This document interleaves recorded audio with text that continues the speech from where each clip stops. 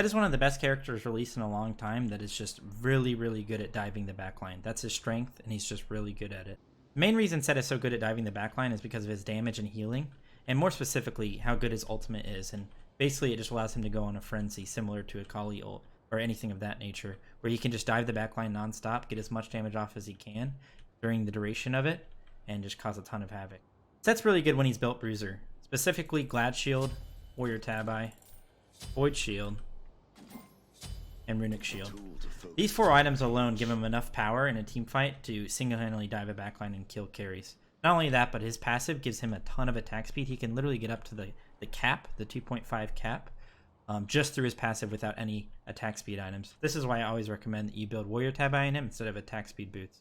The only maybe really complicated part of Set's kit is his second ability, Spawn of Set, and how it interacts with his other abilities. I'm simply going to show you the most common ways you use this ability to try and put it simply so that you kind of know what to do in every scenario. When it comes to combining it with his 1, all you really want to do is spawn 1 Set clone before you throw out your 1s to increase your damage a little bit and also give you some extra range if you need it. As you can see, it has its own little targeter similar to an Isis Spirit Ball, where along the line it can change, and when you throw it, it will have its own path, unlike where your 1 goes. Another good use of Spawn of Set, Sets 2, is to use it for vision. It has a really long range on it, and you can throw it over walls and such to actually see people, and it will give your team vision on the map as well. Another really good use for Sets 2 is to use it to stop people's backs.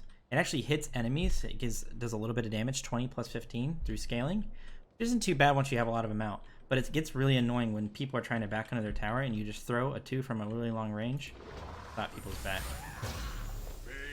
A cheeky thing you can do with the vision that your 2 gives you is that when you're winning a lane and you want to check to see if a blue buff is up, you can actually throw your 2 over the wall to see if the jungler is there, or to see if the buff is up and if you want to go and try and invade it. The last way I want to talk about using his 2, and probably the most complicated or at least the most unintuitive, is the fact that it's a good auto cancel and it also procs Hydras every time you use it. You have 2 spawns at any given time, and if you build a lot of CDR, you're able to spawn a lot of clones very often, which is really nice. But nonetheless, it's really good to auto cancel with. Each time I spawned a 2, I got another Hydra's proc. And if you're in your ultimate where you're spawning multiple clones, which we'll talk about in a second, it's really, really good for getting a lot of DPS out with a lot of auto cancels. Now, I'm not trying to say that you should be buying Hydras on him in solo. In fact, I don't think you should. It is a viable item for him in the jungle if you're playing him there. I'm just trying to show you that his auto cancels on his 2 are really good and can really increase his DPS regardless of having this item. Set's kit is very synergistic, which means all of his abilities work really well together and kind of rely on each other to be the most useful that they can, including his passive. Sandstorm and Kingslayer specifically work really well off of each other for many reasons. His 3 is a ticking damage ability that also gives him physical damage reduction and gives him slow immunity. And the way Set's ultimate works is when he procs it, any tick damage or a certain number of autos, 4 autos or 4 specific types of damage will proc it. As you can see, I just have my 3 going out right now, and it's procking every time I get 4 instances of damage on it because it's a ticking ability. But not only that, I get a heal each time it procs. I get 25% movement speed for 12 seconds because Set's ultimate lasts 12 seconds for some odd reason. So I get those things as well, and then you combine that with the physical damage reduction, the slow immunity I get from the 3, and the fact that it's procking my ult non-stop. These abilities go together so well, and I really recommend ulting when you have your 3 up. You don't always have to, but most of the time it's going to be the most useful way to use it, and it's going to get you a ton of procs for your ultimate. The most straightforward way to use these both in a team fight is to simply spawn a set on the enemy backline, teleport to it, and instantly go into your ult and start popping off and going on a feeding frenzy.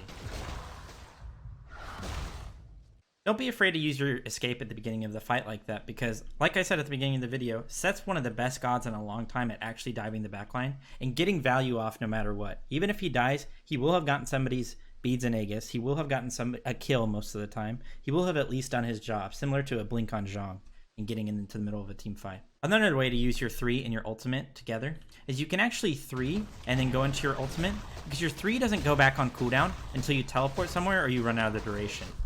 You have 6 seconds before the duration runs out on Sandstorm, so keep that in mind when you're in the middle of the fight and you feel like you may need to get out to try and survive. Another thing to keep in mind is that it goes on cooldown right when you teleport to it, so that's why I do recommend using it at the beginning of the fight. If I 2 on an enemy backline and immediately teleport to it, I still get the 6 seconds of the damage ticking for my ultimate, but it's already on cooldown, so I'm already going to have it back up in 8 seconds after it's run out. So the real downtime on this ability is about 7 seconds, and if you have a lot of CDR, it's even less. Even Set's passive is very synergistic with his 3 and his 4. The way his passive works is every time he gets a stack by damaging an enemy god either through an auto attack, through any form of damage, his clone, through even the tick damage in his 3. That's why it's so synergistic. He gets a 2.5% attack speed buff, and the cap on this is 10 stacks, so 25% attack speed buff. However, and the reason this is synergistic with his ult as well, is that it becomes uncapped, which means he can get as many stacks as he wants as he possibly can in that amount of time, which basically gets him to the 2.5% attack speed, or 2.5 attack speed cap in the game pretty easily. So if you just combine all 3 of these and you get a ton of damage off through your ult, you're going to be going over the cap in no time.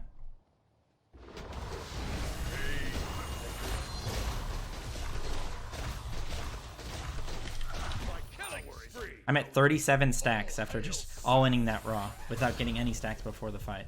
Set has a very short cooldown on his 1 skewer, and it allows him to poke out enemy gods in the lane, especially when you buy Glad Shield on him. Similar to Osiris and why you buy Glad Shield on him, you have such a low cooldown that if you constantly spam it on an enemy god in solo, you're going to be poking them out while healing yourself. Once you become really good with Set, I would say his only 2 real struggles in lane are Osiris and King Arthur, 2 of the biggest bullies in Smite right now. The reason for Osiris is his anti-heal on his ultimate, his boxing potential, and his constant Glad Shield procs. Same thing with King Arthur, he gets constant Glad Shield procs. He can even take Set into the air when Set ults and kind of take him out of the fight for a bit in lane, and he constantly has that up. Or you can even CC him with his regular blue stance stun on his ultimate. He also has a lot of ways to get away from Set and basically out-sustain him with all his Glad Shield procs. So I would be on the lookout for those 2 matchups. It's not unplayable, but you're going to have to be playing for the team fights mainly and not looking for too many solo kills and just trying to outfarm them with your mobility. Skewer slows for 25%, which is really nice, and it allows Set to stick to people, especially with the slow immunity on his 3 and the movement speed he gets from his ult. But a lesser known thing about Skewer is that his clones will actually proc the slow for you. So you actually don't even have to hit him with the main hit of Skewer. If your clones hit them, it'll slow him for 25% regardless. A cool part about Spawn of Set and Skewer is that no matter where your clones are on the map, they're going to move in direction according to where you throw your 1. If I have a Spawn of Set at this tower line and I look really far up and throw it, it'll actually go way deep into the tower. And it will also provide me vision. This is really important around Phoenix sieges or even tower sieges where you want to get vision deep into their side. Say they're hugging the corner over here, I can throw a spawn over there. Say that we can't really see really deep into their Phoenix, I can throw a spawn out, get vision at the front of the Phoenix, and then throw out my 1 for poke, and then my sets will spread out among the Phoenix and get vision even deeper. Since you only get 2 charges of Spawn of Set, you really want to make sure that you always have 1 in the tank, just in case you need to use it as an escape. A lot of the times in solo you won't need to because you're tanky and you kind of want to get in there, but having 1 just in case when you're in sticky situations is always nice. Unless you're all-inning and you feel like you're just going to start killing people and you want the extra little bit of damage from your 2, try and keep 1 in the bank. Obviously, if you build CDR and get levels into your 2, you can be a little bit more careless with throwing them out because it's going to be up a lot more often. But always keep that in mind with having an extra charge just in case you want to get out of those situations. The most important part of Set's kit is his ultimate, and it seems more confusing or daunting than it actually is. As long as you have your 3 up, you're going to be getting value out of your ultimate if you're diving the enemy backline and if they're grouping up really hard. Something to keep in mind is that Glad Shield will proc once per enemy god on the 3, so up to 5 times, and it will proc once per enemy god on the ult as well. It won't proc multiple times if you get multiple procs of it off. You can proc it up to 10 times with just your 3 and your 4 if you're diving the enemy backline and they're super grouped. Obviously, it's not really that realistic, but it's still really good. Something we haven't talked about yet is that you can actually get up to 8 spawn of sets during your ultimate. Because if it procs and you already have 2 charges in your passive on your 2, it'll actually spawn 1 automatically for you out on the map, like so. Since I have 2 charges already, it's spawning these for me every time I proc it. What I can do is I can get up to 8 out in the middle of a fight, and I can throw out my 1, and it'll get a ton of burst damage if they're grouped up really hard, or crossover in that perfect scenario where all of them will hit each other. You won't always be able to hit a ton of the clones' damage on enemy gods, but it's still nice to hit maybe 1 or 2 in the middle of the fight. The really cool part about the fact that his clones spawn during the ultimate is that they'll randomly be hitting people throughout the team fight, which actually keeps his passive up and stacks it for him. As you can see, the set spawn is hitting this raw and it's stacking it for me. I haven't hit him yet, and yet my passive is at 4 stacks, which means if I have up to 8 in the middle of a team fight, randomly hitting people throughout the fight, it's going to keep my passive up almost always, and I'm going to have the attack speed for a long time. As far as Set's abilities and how they interact with the environment, his skewer does go through walls, so it's a good way to proc Glad Shield over the wall or see where people are or just get some extra damage while people are running away. But his spawn will actually not go through the wall. If you throw out a dash and throw out your skewer, it won't go through the wall, it'll stop at the wall. But you can actually spawn your sets over the wall, which is kind of interesting. And it allows you to get out of situations really effectively where other characters may not be able to. The best way to level set is to put points in your ult whenever you can. Max your 1 first, then max the 2. And the reason you max your 2 second is because it increases the duration that the spawn of sets will actually be out on the map, which is really good during your ultimate, and Set is all about his ultimate. It also lowers the cooldown of it, which means you can be a little bit more careless with throwing them out. And then, of course, putting points into your ult whenever you can, and then maxing your 3 last. All it does is increase the damage, whereas it does do a decent amount of damage, especially when you combine it with your ultimate. But I think the value you get out of lowering the cooldown and increasing the duration of spawn of Set is a little bit better. And that's why you max your 1 into your 2 into your 3. Set is one of the few characters in solo lane that I actually recommend you buy beads on.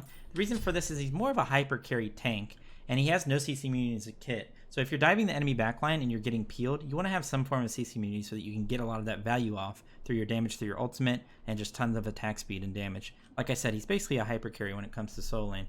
If you don't want to buy beads for whatever reason, or maybe there's a meta where TP isn't no longer being bought or they take it out of the game, I think Thorns is a viable second relic, or even Blink. Even though you don't technically need Blink on Set, I think it might be good for him so that you can save your escape to even dive harder in the middle of a fight. The reason I think Blink loses some value on Set is that most of the time you're blinking to get in the middle of a team fight right outside of the team fight, but with Set you can simply 2 and then 3 in the middle of the fight and then pop off with your ultimate.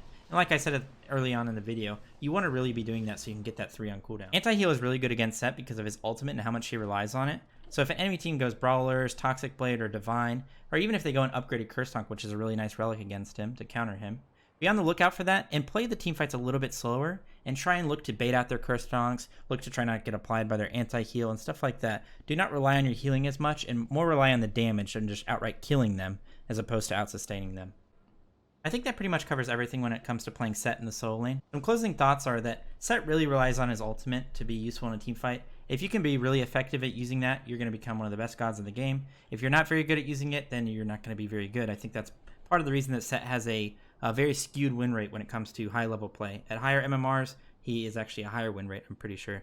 So that's something interesting to think about. Also, when it comes to playing him in a team fight, always be diving the enemy backline.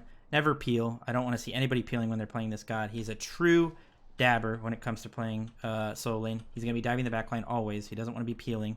If I see anyone play him as a support, I will be sad. Okay, I will be very sad. But yeah, if you feel like I missed anything, you have any questions, feel like I didn't cover something, feel free to leave a comment and let me know. I'll try and get back to you, maybe get a discussion going about this.